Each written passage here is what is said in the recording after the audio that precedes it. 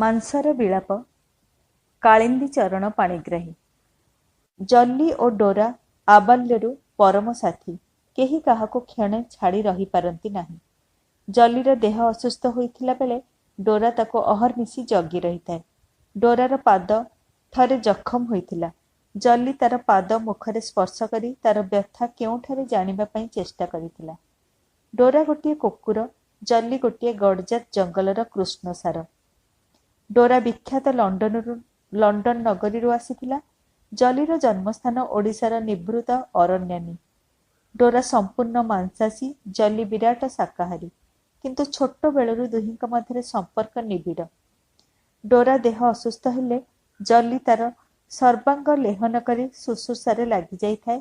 ଦୁହେଁ ମିଶି ଖେଳ କୌତୁକ କରିଥାନ୍ତି। ଦୁହିଁଙ୍କ ଦୌଡ଼ିବା ଭଙ୍ଗୀରେ ବିଶେଷ ପାର୍ଥକ୍ୟ ରହିଥାଏ। ସେଥିରେ ଭରି ରହିଥିଲା ସୌନ୍ଦର୍ଯ୍ୟ କଳା। ଡୋରା ଯେତେବେଳେ ଦୌଡ଼େ ସେତେବେଳେ ଗୋଟିଏ ଲମ୍ବମାନ କ୍ଷୀଣ ସୂତ୍ର ଭୂମିରେ ମିଶିଗଲା ପରି ମନେ ହୁଏ। ସେତେବେଳେ ତାର ଚକ୍ଷୁ, କର୍ଣ୍ଣ, ପାଞ୍ଚମୁଖ ଇତ୍ୟାଦି ଚିହ୍ନିବାର ଉପାୟ ନାହିଁ। ଜଲିର ଦୌଡ଼ରେ ଭଙ୍ଗିମା ଭିନ୍ନ ଧରଣର। ତାହା ଯେପରି ପ୍ୟାରିସ୍ ଡ୍ୟାନ୍ସ। ତାର ଗୋଡ଼ ଯେପରି ତଳେ ଲାଗେ ନାହିଁ, ସେ ଶୂନ୍ୟେ ଶୂନ୍ୟେ ନାଚି ଯାଉଛି। ପଶୁ ଦିଓଟି ଜମିଦାର ବାବୁଙ୍କର ବଡ଼ ପ୍ରିୟ ଥିଲେ। ଡୋରା ବିଲାତ ରପ୍ତାନି ବୋଲି ତାର ଇଂରାଜୀ ନାମ ରଖାଯାଇଥିଲା। କର୍ମକାନ୍ତ ଦିବସ ପରେ ଜମିଦାର ବାବୁ ଯେତେବେଳେ ସାୟଂ ଭ୍ରମଣ ଉଦ୍ଦେଶ୍ୟରେ ବାହାରନ୍ତି, ଦିଓଟି ପଶୁ ତାଙ୍କର ସହଚର ହୋଇ ତାଙ୍କ ସହିତ କ୍ରୀଡ଼ା କୌତୁକ କରିଚାଲିଥାନ୍ତି। ଜମିଦାର ଶିକାର କରିବା ପାଇଁ ଯିବା ସମୟରେ ଡୋରାର ଆବଶ୍ୟକତା ରହିଥାଏ। ଜଲିର କିଛି ଆବଶ୍ୟକତା ପଡ଼େ ନାହିଁ। ଜମିଦାର ବାବୁ ଗସ୍ତରେ ଯେତେବେଳେ ବାହାରି ଯାଆନ୍ତି, ଜଲି ତାଙ୍କ ହାତ ଚାଟି ଚାଟି ଗୋଡ଼ରେ ଘଷି ହୋଇ ଚାଲିଥାଏ। ଡୋରା ପଛରେ ରହିଗଲେ ଛୁଟି ଆସି ଜଲି ତାଙ୍କ ସମ୍ମୁଖରେ ନମସ୍କାର ଛଳରେ କରଯୋଡ଼ି ହୋଇ ବସିପଡ଼ି ଲାଙ୍ଗୁଡ଼ ହଲାଏ। କେତେବେଳେ ତାଙ୍କ ଦୁଇ ପାଦ ମଧ୍ୟରେ ପ୍ରବେଶ କରି ଗତି ଶିଥିଳ କରିଦେଇଥାଏ। ଅନ୍ୟ କୌଣସି କୁକୁର ଆସି ଜଲି ପ୍ରତି ଲୋଲୁପ ଦୃଷ୍ଟି ପକାଏ, ଜଲି ତ୍ରସ୍ତ କାତର ହୋଇ ବାବୁଙ୍କ ଦୁଇ ପାଦ ମଧ୍ୟରେ ଠେଲି ଠେଲି ପ୍ରବେଶ କରେ।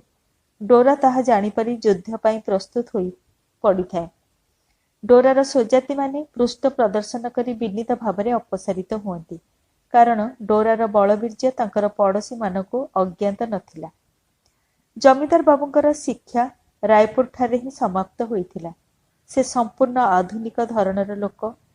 ମିଷ୍ଟାଳାପ, ଶିଷ୍ଟାଚାର ଇତ୍ୟାଦି ଗୁଣର ଅଭାବ ନଥିଲା। ଦେଶୀ ଲୋକଙ୍କ ପାଖରେ ଖାଣ୍ଟି ଦେଶୀ, ବିଲାତୀଙ୍କ ପାଖରେ ପୂରା ସାହେବ। ଅବସର ସମୟରେ ବଡ଼ ବଡ଼ ସାହେବ ସବୁ ଶିକାର ଉଦ୍ଦେଶ୍ୟରେ ଜମିଦାର ଭବନରେ ଆତିଥ୍ୟ ଗ୍ରହଣ କରିଥାନ୍ତି। ସେମାନଙ୍କ ଉଦ୍ଦେଶ୍ୟରେ ମଧ୍ୟ ବେଶ୍ ଆୟୋଜନରେ ଅତିଥିଶାଳ ନିର୍ମାଣ କରାଯାଇଥାଏ। ସେ ଜଲି ଓ ଡୋରା ସହିତ କେତେ ଜାତିର ପକ୍ଷୀ, ମର୍କଟ, ଉଲ୍ଲୁକ, ମତ୍ସ୍ୟ ଇତ୍ୟାଦି କେତେ ଜୀବ ପାଳୁଥିଲେ। କହିବାକୁ ଗଲେ ଜମିଦାର ଭବନରେ ଗୋଟିଏ ଛୋଟ ଧରଣର ଚିଡ଼ିଆଖାନା। କିନ୍ତୁ ଡୋରା ଓ ଜଲି ତାଙ୍କର ପାର୍ଶ୍ୱରେ ଜମିଦାରଙ୍କର ଏକମାତ୍ର କନ୍ୟା ଥିଲା। କନ୍ୟାଟି ଜଲି ଓ ଡୋରାର ଅନ୍ୟତମ ସଙ୍ଗୀ ଥିଲା। ସେ ଜଲି ପାଇଁ କଅଁଳ ଘାସ ଛିଣ୍ଡାଇ ତା ମୁହଁରେ ଦେଉଥାଏ। ଡୋରା ମଧ୍ୟ ତା ପାଖକୁ ଆସି ଗେଲ କୌତୁକର ଅଭିନୟ କରିଥାଏ। ଝିଅଟି ତୁ କାଇବୁ, ତୁ କାଇବୁ କହି ଡୋରା ମୁହଁରେ ଘାସ ଗୁଞ୍ଜି ଦେଉଥାଏ। ବାବୁ ବାରଣ୍ଡାରେ ବସିଥାନ୍ତି। ଝିଅ ଓ ଦୁଇ ପଶୁଙ୍କ ମଧ୍ୟରେ ଖେଳ କୌତୁକ ଦେଖି ସେ ଆନନ୍ଦିତ ହେଉଥାନ୍ତି। ଜମିଦାର ବାବୁ ଗରିବମାନଙ୍କୁ ଯେପରି ସମ୍ମାନ କରନ୍ତି, ସାହେବମାନଙ୍କୁ ମଧ୍ୟ ସେପରି ଅଭ୍ୟର୍ଥନା କରିଥାନ୍ତି। କିନ୍ତୁ ବୁଢ଼ା ଲୋକମାନେ ତାଙ୍କୁ ଭ୍ରଷ୍ଟ, ବିଧର୍ମାଚାରୀ ବୋଲି କହୁଥିଲେ। ଆଉ କେତେକ ବହୁ ବ୍ୟୟୀ ପ୍ରଜାପୀଡ଼କ ବୋଲି ମଧ୍ୟ କହୁଥିଲେ। ଦେଶ ଚକ୍ଷୁରେ ତାଙ୍କର ପ୍ରଧାନ ଦୋଷ ଥିଲା, ସେ ବିଦେଶୀମାନଙ୍କ ସହିତ ମିଶିଲେ ଓ ସେମାନଙ୍କ ଆଚରଣକୁ ଗ୍ରହଣ କରିଥିଲେ। ତାଙ୍କର ଆହାର ପରିଚ୍ଛଦରେ ବିଜାତୀୟ ଭାବ ଅନେକ ପରିମାଣରେ ଲକ୍ଷିତ ହେଉଥିଲା। ସେସବୁରେ ଯେତିକି ସଂଯମ ଆବଶ୍ୟକ ସେ ତାର ସମ୍ପୂର୍ଣ୍ଣ ଅବହେଳା କରିଥିଲେ। ଶୀତ ଛୁଟିରେ ପୋଲିସ ବିଭାଗର ଡିଆଇଜି ସାହେବ ଶିକାର ଉଦ୍ଦେଶ୍ୟରେ ଜମିଦାର ଭବନରେ ଆତିଥ୍ୟ ଗ୍ରହଣ କରିବେ ବୋଲି ଚିଠି ଲେଖି ପଠାଇଥିଲେ। ତାଙ୍କ ସହିତ ତାଙ୍କ ସ୍ତ୍ରୀ ଓ କନ୍ୟା ମଧ୍ୟ ଆସିବେ। ଡିଆଇଜି ସାହେବଙ୍କ ସହିତ ଜମିଦାର ବାବୁଙ୍କର ବନ୍ଧୁତା ବହୁ ଦିନର। 4 ଦିନ ଆଗରୁ ଅତିଥିଶାଳ ପରିଷ୍କୃତ ହୋଇଥିଲା। ଡିଆଇଜି ସାହେବ ହରିଣ, ପକ୍ଷୀ ପ୍ରଭୃତି ଶିକାର କରିବା କଥା। ତେଣୁ ସେ ସ୍ଥାନରେ ତମ୍ବୁ ପ୍ରଭୃତିର ଆୟୋଜନ ଚାଲିଥାଏ। ଆବଶ୍ୟକ ସାମଗ୍ରୀ କିଣିବା ପାଇଁ ଜମିଦାର କଟକକୁ ଲୋକ ପଠାଇଥାନ୍ତି। ଚାକର, ବେଠିଆ, ଅମଲା ପ୍ରଭୃତି ବ୍ୟତିବ୍ୟସ୍ତ ହୋଇ କାମରେ ଲାଗି ପଡ଼ିଥାନ୍ତି। ସବୁଥର ପରି ଏଥର ମଧ୍ୟ ଜମିଦାର ଗାଳି ବର୍ଷଣ କରି ଚାଲିଥାନ୍ତି। ସାହେବ ଆସିବା ସମୟକୁ ବାଟ ସଙ୍ଖୋଳିବା ପାଇଁ ଜମିଦାର ଖଣ୍ଡେ ଦୂର ମଟରରେ ଗଲେ। ସାହେବ ନିର୍ଦ୍ଦିଷ୍ଟ ସମୟରେ ପହଞ୍ଚିଗଲେ। ସାହେବ ଓ ତାଙ୍କର ସ୍ତ୍ରୀ କନ୍ୟା ଆସି ପହଞ୍ଚିଗଲେ। ଜମିଦାର ଭବନରେ ମହାଚାଞ୍ଚଲ୍ୟ ଖେଳିଗଲା। କାହାରିକୁ ଟିକିଏ ସ୍ଥିର ରହିବାକୁ ସମୟ ନଥାଏ। ସମସ୍ତେ ଦୌଡ଼ ଧାପଡ଼ କରୁଥାନ୍ତି। ତାପରେ ଅତିଥିମାନଙ୍କ ସହିତ ସ୍ଥିର କରାଗଲା ସେଦିନ ଅତିଥି ଶାଳାରେ ରହି ତା ପରଦିନ ପ୍ରାତଃ ଭୋଜନ ପରେ ଶିକାରସ୍ଥଳୀକୁ ଯାତ୍ରା କରିବାକୁ ପଡ଼ିବ। ଶିକାରସ୍ଥଳୀ ଜମିଦାର ଭବନରୁ 12-14 ମାଇଲ ରାସ୍ତା। ନିପଟ ଜଙ୍ଗଲ। ଗାଁ ପାଖରେ ଘର ନାହିଁ। ଚାକର, ଖାନସାମା, ବେଠିଆ ସବୁ ଜିନିଷ ଆଗରେ ନେଇ ଚାଲିଲେ। ପଛରେ ସାହେବ ପରିବାର, ଜମିଦାର ବାବୁ ଓ ତାଙ୍କ ସହିତ 2ଟା ଶିକାରୀ କୁକୁର ଓ ଜମିଦାର ବାବୁଙ୍କର ଜଲି ଓ ଡୋରା ମଟର ଆରୋହଣ କରି ଚାଲିଲେ। ଜମିଦାରଙ୍କର କନ୍ୟା ଜମିଦାରଙ୍କୁ ତାଗିଦ କରି କହିଥାଏ, ଜଲି ଓ ଡୋରା 2 ଦିନରୁ ଅଧିକ ଦିନ ରହିପାରିବେ ନାହିଁ। ଶିକାରସ୍ଥଳୀରେ ରହିବାର 5 ଦିନ ହୋଇଯାଇଥାଏ। ଜଙ୍ଗଲ ଜାଗାରେ ସାହେବଙ୍କର ମନୋନୀତ ସବୁ ଜିନିଷ ମଧ୍ୟ ଯୋଗାଇ ଦିଆଯାଇଥିଲା। ସହରର କୋଳାହଳ, କ୍ଲାନ୍ତ ଜୀବନର ଏହି ନିର୍ଜନ ବନବାସ ଦ୍ୱାରା ସେମାନଙ୍କର ମନରେ ଆନନ୍ଦ ଖେଳି ଯାଉଥାଏ। 2 ଦିନ ରହିବା ଅପେକ୍ଷା 5 ଦିନ ବିତିଯାଇଛି। ସାହେବଙ୍କର ଫେରିବାର କୌଣସି ଉଦ୍ବେଗ ନାହିଁ। ଶେଷରେ ସବୁ ଜିନିଷପତ୍ର ଶେଷ ହୋଇ ଆସିଥାଏ। କାଲି ସକାଳୁ ଫେରିବା କଥା। ମଧ୍ୟାହ୍ନ ଭୋଜନ ସାରି ସାହେବଙ୍କ ସହ ଜମିଦାର ବାବୁ ଶିକାର ଉଦ୍ଦେଶ୍ୟରେ ବାହାରିଲେ। ତାଙ୍କ ସହିତ ଚାକର, ବେଠିଆ ମଧ୍ୟ ଯାଇଥିଲେ। ପକ୍ଷୀ ମାରିବା ଥରେ 2 ଥର ଲକ୍ଷ୍ୟଭ୍ରଷ୍ଟ ହେବା ପରେ ଆଉ ମାରିବା ସମ୍ଭବପର ହେଲା ନାହିଁ। ପକ୍ଷୀମାନଙ୍କୁ ପୁନଶ୍ଚ ବସିବାକୁ ଅବସର ଦେଇ ସେହି ସମୟରେ ସେମାନେ ହରିଣ ମାରିବାକୁ ବାହାରି ପଡ଼ିଲେ। ଚାରିଆଡ଼େ ବୁଲି କୌଣସିଠାରେ କିଛି ହରିଣ ପାଇଲେ ନାହିଁ। ଚାକର 3ଟିଙ୍କୁ ହରିଣ ଦେଖିବାକୁ ଜଙ୍ଗଲକୁ ପଠାଗଲା। ସେମାନେ କେଉଁଠାରେ ବସି ପିକା ଟାଣିଲେ ଓ ଗୁଣ୍ଡିପତ୍ର ପକଚି ଖୁସିଗପ କରିଥିଲେ। ସମୟ ଗଡ଼ିଯାଇଛି। ପୂର୍ବ ଦିଗରେ ମେଘାଚ୍ଛନ୍ନ କରି ଆକାଶ ଘୋଟି ଆସିଲାଣି।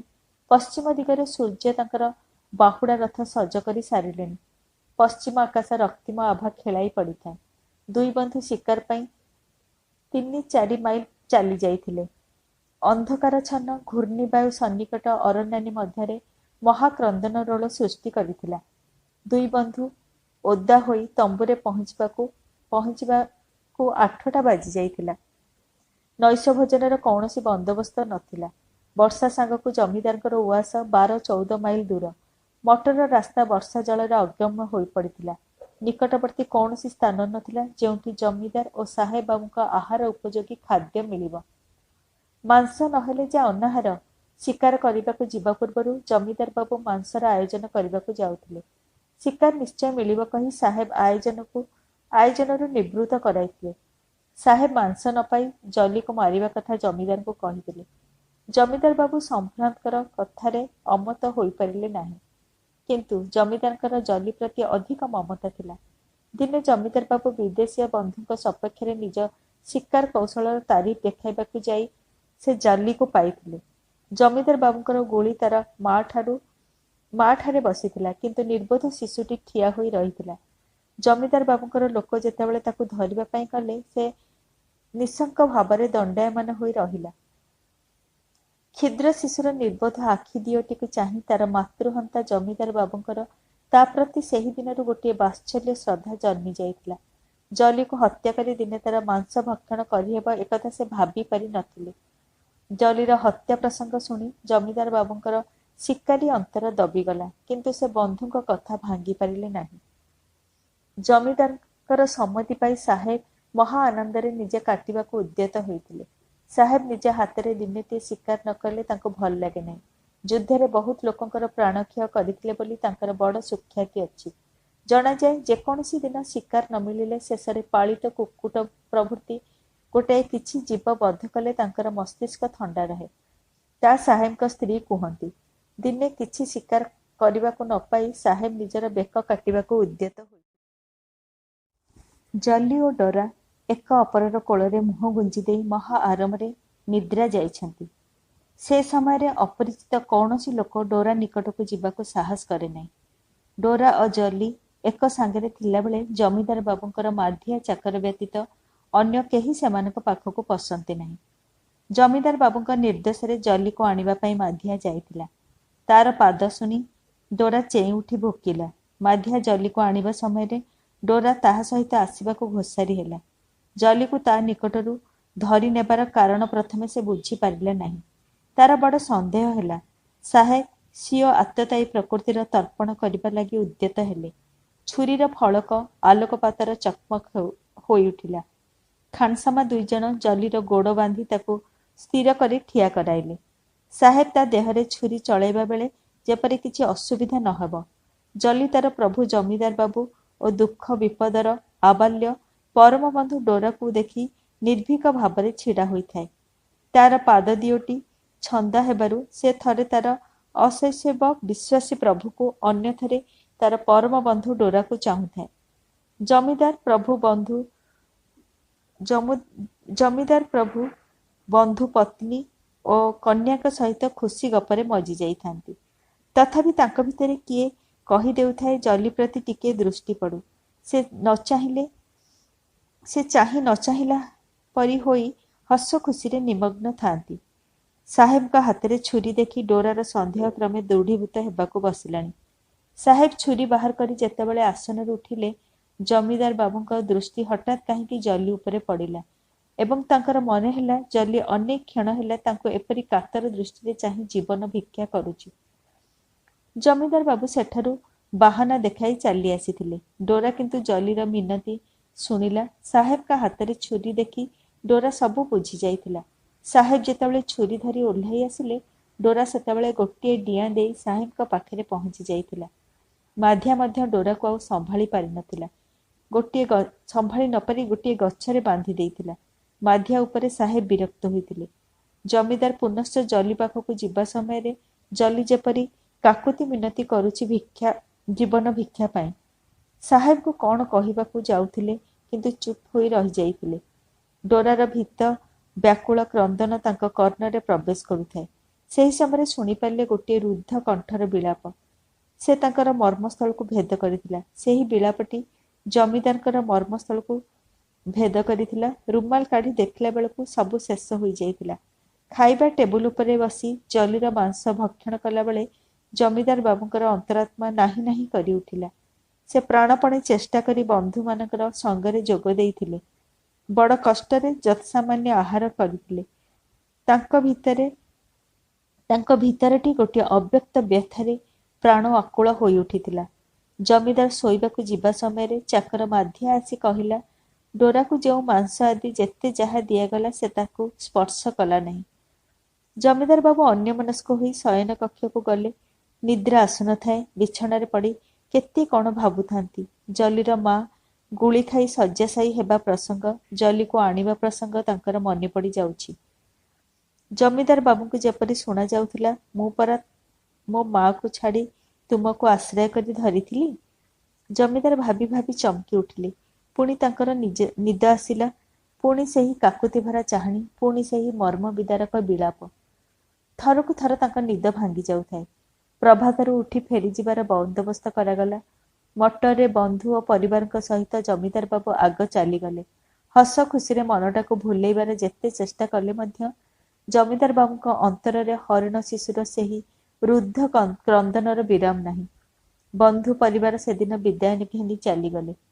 ମାଧିଆ ଡୋରାକୁ ଟାଣି ଟାଣି ଆସି ପହଞ୍ଚିଲା। ଡୋରା ସେଠାରୁ ଆସିବାକୁ ଅମଙ୍ଗ ହେଉଥାଏ। ମାଧିଆ କିଛି ନ କହି ଚାଲିଗଲା। ଜମିଦାର ବାବୁଙ୍କର ପ୍ରବଳ ଆତ୍ମଗ୍ଲାନି ଉପସ୍ଥିତ। ଜମିଦାର ନିଜକୁ ସ୍ଥିର ରଖିଥାନ୍ତି, ନହେଲେ ଲୋକମାନେ ତାଙ୍କୁ ପାଗଳ ବୋଲି ଭାବିବେ। ଏହି ଜ୍ଞାନଶୂନ୍ୟ କୁକୁରଟାର ପାଦ ତଳେ ପଡ଼ି କ୍ଷମା ଭିକ୍ଷା କରିବା ଲାଗି ତାଙ୍କ ପ୍ରାଣ ଭିତରୁ ଯେପରି କିଏ ବାଧ୍ୟ କରୁଥାଏ, କାରଣ ସେ ନିଜକୁ ତାଠାରୁ ବହୁ ନିମ୍ନ ବୋଲି ଭାବୁଥାନ୍ତି। କୁକୁରଠାରୁ ନିଜ ଅନ୍ତକୁ ନୃଶଂସ ବୋଲି ଭାବିଛନ୍ତି। ସଂସାର କଥା ସେ ଭାବିଛନ୍ତି। କେବଳ ନିଜର ବୁଦ୍ଧି ଓ ବିବେକ ଦ୍ୱାରା ମନୁଷ୍ୟ ବିଶ୍ୱ ଗ୍ରାସ କରି ଚାଲିଛି। ଜମିଦାର ବାବୁଙ୍କର ଭୀଷଣ ବିରାଗ ଓ ବିକାର ଜାତ ହେଲା। ଯେଉଁ ଜିହ୍ୱା ଜଲିର ମାଂସ ସ୍ୱାଦ ପରୀକ୍ଷା କରିଥିଲା, ତାହା କିପରି ଅବନା ହୋଇ ଆସିଲା। ଜମିଦାର ଘରେ ପହଞ୍ଚିଗଲା ପରେ ତାଙ୍କର 4 ବର୍ଷର କନ୍ୟା ଶିଶୁଟି ଡାକ ଛାଡ଼ିଲା, ଜଲି କାହିଁ? ଜମିଦାର ତାର ମନ ବୁଝିବା ପାଇଁ ଅଛି ମା ବୋଲି କହିଲେ।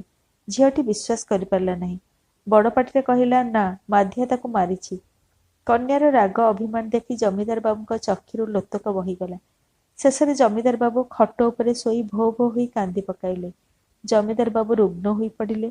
2 ସପ୍ତାହ ଜର ହୋଇଗଲା। ସମସ୍ତେ ଭାବିଲେ ଜମିଦାର ବାବୁ ଏ ଘାଟିରୁ ପାର ପାଇବେ ନାହିଁ। କିନ୍ତୁ ସୁସ୍ଥ ହେଲେ ଅଥଚ ନୂଆ ଲୋକ ହୋଇ ସାହେବ ଉପଯୋଗୀ ଅତିଥିଶାଳା ଦରିଦ୍ରମାନଙ୍କ ପାଇଁ ପାନ୍ଥ ନିବାସରେ ପରିଣତ ହେଲା। ଜମିଦାର ଉଆସରେ ଆମିଷ ପ୍ରବେଶ ନିଷିଦ୍ଧ ହୋଇଗଲା। ଜମିଦାରୀ ମଧ୍ୟରେ କେହି ମୃଗ ଶିକାର କିମ୍ବା ବଧ କରିପାରିବେ ନାହିଁ ବୋଲି ହୁକୁମ ଜାରି ହୋଇଗଲା। ଡୋରା କୌଣସି ମତେ ଆହାର କଲା ନାହିଁ। ଦିନମାନ ନ ଖାଇ ନ ପିଇ ପଡ଼ି ରହିଲା। ଜମିଦାର ଅସୁସ୍ଥତା ସମୟରେ ସେ କୌଣସି ମତେ ଖସିଗଲା। ମାଧିଆ ଦେଖେ ତ ତମ୍ବୁ ପଡ଼ିଥିବା ଜାଗାରେ ଜଲିର ବଦ୍ଧ ଭୂମିକୁ ଆଘ୍ରାଣ କରୁଥିବାର ସେ ଦେଖିଲା। ତାର ପ୍ରିୟା ସଖାର ସନ୍ଧାନ ପାଇ ସେଠାକୁ ସେ ଯାଇଛି। ସେଠାରେ କରୁଣ ବିଳାପ କରିଛି। ତାକୁ ଖୋଜି ବୁଲିଛି। ମାଧିଆ ତାକୁ ଧରି ଆଣିଲା। ଯେତେ ଯତ୍ନ କଲେ ମଧ୍ୟ ସବୁ ବିଫଳ ହେଲା। ପୁଣି ଦିନେ ଡୋରା ଅଦୃଶ୍ୟ ହୋଇଗଲା। ଆଉ ଯିଏ ଯେତେ ଖୋଜିଲେ ମଧ୍ୟ ମିଳିଲେ ନାହିଁ। କେହି କେହି କୁହନ୍ତି ତମ୍ବୁ ପଡ଼ିଥିବା ଦିଗରେ ଯାଇଛି। କାଠୁରିଆମାନେ କୁହନ୍ତି କାଠ କାଟିବା ସମୟରେ ବୃଦ୍ଧ ପଶୁ କଣ୍ଠର ଆର୍ତ୍ତ ବିଳାପ ସେମାନେ ଶୁଣିପାରନ୍ତି।